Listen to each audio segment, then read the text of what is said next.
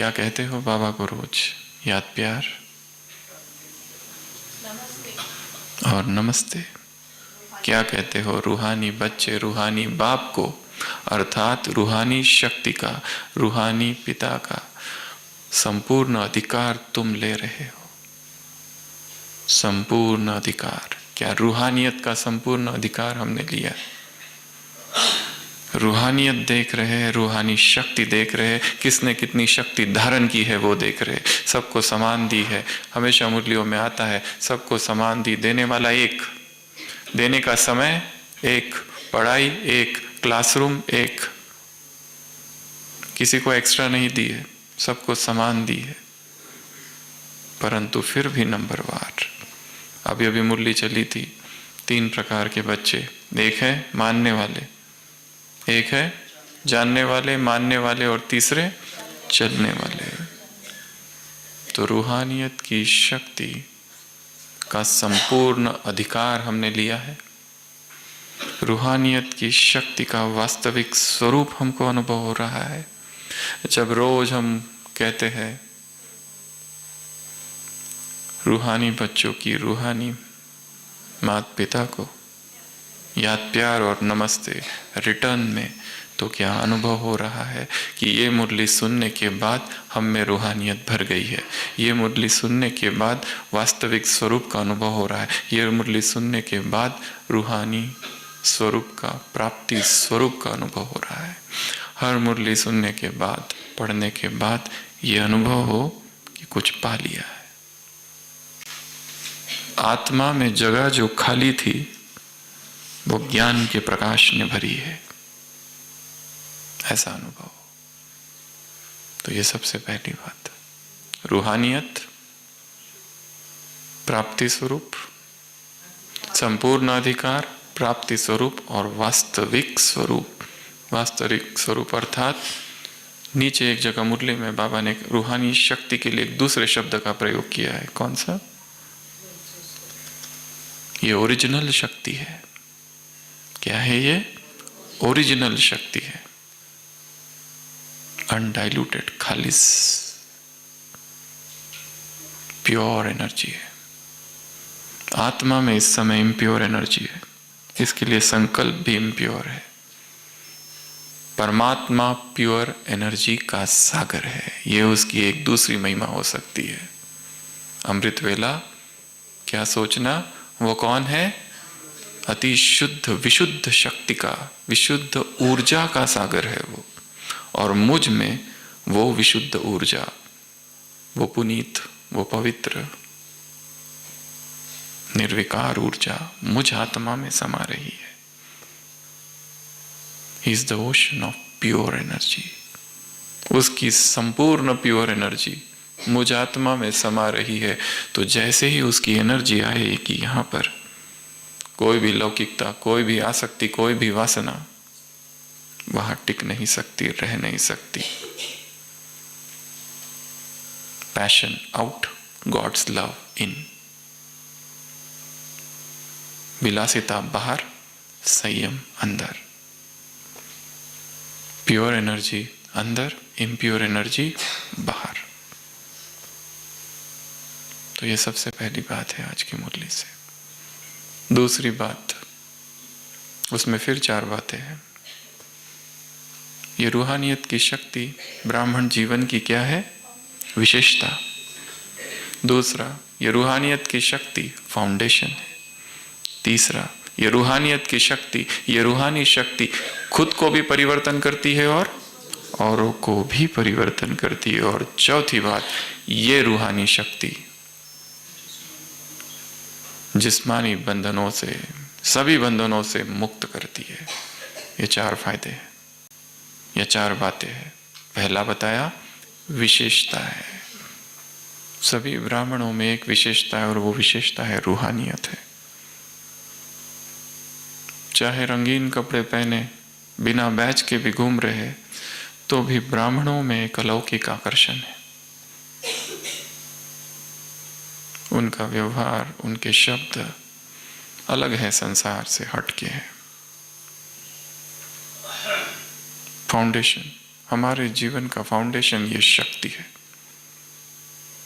हर आत्मा में ये शक्ति भरी है। चाहे सारी मर्यादाओं का पालन कर रहे हैं या नहीं, परंतु फिर भी सभी को बाबा से बहुत प्यार है, अथाह प्रेम है, और उस प्रेम के कारण उनके साथ वो रूहानी शक्ति निरंतर चलती है।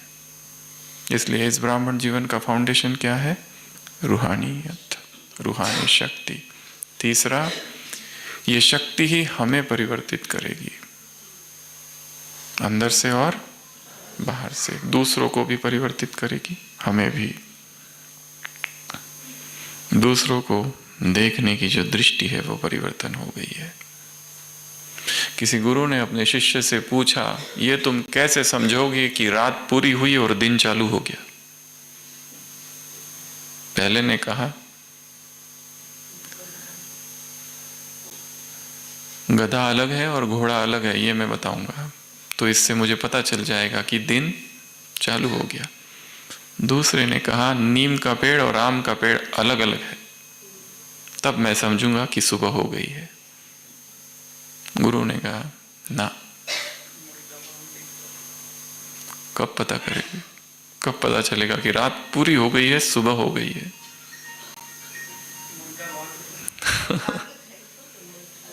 मुर्गा बांग देगा।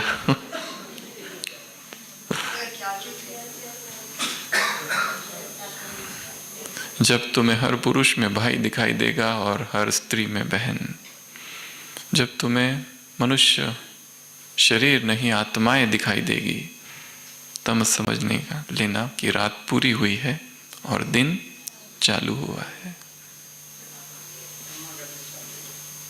ब्रह्मा की रात ब्रह्मा का दिन, ब्राह्मणों की रात ब्राह्मणों का दिन। अब तक तो रात में थे, बेहोशी थे, बेहोशी में शरीर देखते थे, अभी होश में है। होश अर्थात आत्माभिमान, बेहोश अर्थात देहभान। और जब नशे में होते हैं तो क्या कहा आज बाबा ने शराबी के लिए? नाली में है, क्या समझते हैं? राजा समझते हैं कि महल में समझते हैं? है कुछ भी नहीं, परंतु समझते हैं सब कुछ है। ये नशा है किसका? देहभान का। और जब व्यक्ति देहभान में होता है, एक नशा सा छाया रहता है, कुछ समझ में नहीं आता है उसमें। गलतियां होती रहती है, परंतु महसूसता की शक्ति समाप्त है अंदर, पता ही नहीं चलता।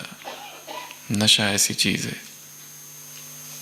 जैसे दिखाया है, एक शराबी अपने मित्र से कहता है कि कल रात मैंने इतनी शराब पी ली कि घर जब गया, दरवाजे पर ठक ठक करता रहा, पत्नी ने दरवाजा खोला ही नहीं। उसने कहा, तुम फिर पी के आ गए? तो तुमने क्या किया? उसने कहा, सारी रात सड़क पर बिताई। मित्र ने पूछा, फिर दूसरे दिन खबर ली कि नहीं पत्नी की? उसने कहा, दूसरे दिन जब होश आया तब पता चला मेरी तो शादी ही नहीं हुई और जेब में चाबी तो जेब में है।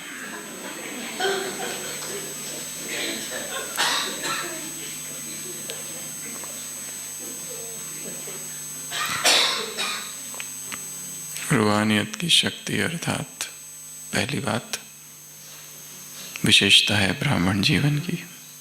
दूसरी बात फाउंडेशन है ब्राह्मण जीवन का।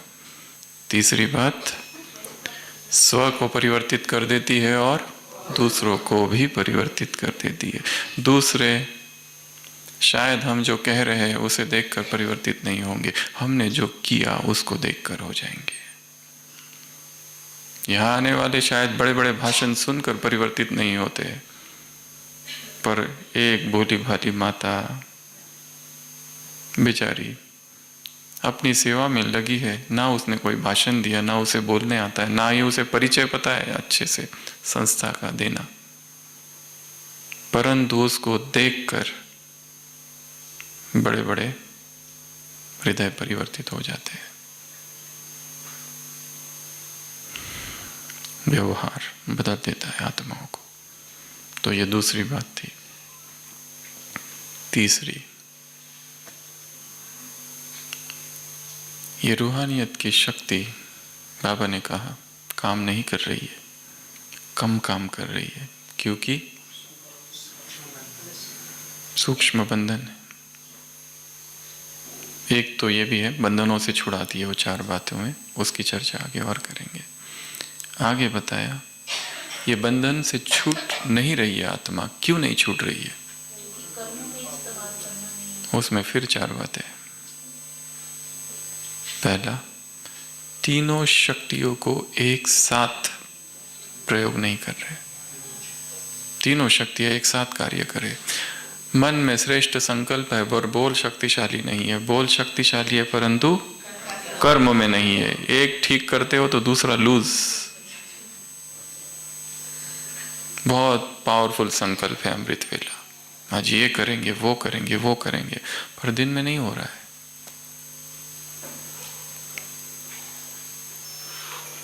नीचे पार्टियों से मुलाकात में फिर 4 बातें कही है एक जगह पर। न्यूज़पेपर, स्पेशल प्रोग्राम, अमृत वेला, टीवी। जैसे न्यूज़पेपर में क्या आता है, आज का विचार, वैसे अपने लिए शक्तिशाली उमंग उत्साह के संकल्प निर्माण करो, अपने लिए भी दूसरों के लिए भी। दूसरा, जब स्पेशल प्रोग्राम करते हो तो क्या सोचते हो, आगे ये करना है, ये करना है, ये करना है, इसके बाद ये, उसके बाद ये, वैसे दिनचर्या के लिए सोचो। तीसरा, अमृत वेला, स्वयं के लिए उमंग उत्साह के संकल्प और दूसरों के लिए उमंग उत्साह के संकल्प। चौथा, टीवी पर कौन से प्रोग्राम आते हैं, मनोरंजन, एंटरटेनमेंट, वैसे अपने पुरुषार्थ के लिए एंटरटेनमेंट के प्रोग्राम बनाओ ताकि पुरुषार्थ बोरिंग ना हो। ये फिर 4 बातें वहीं कही है।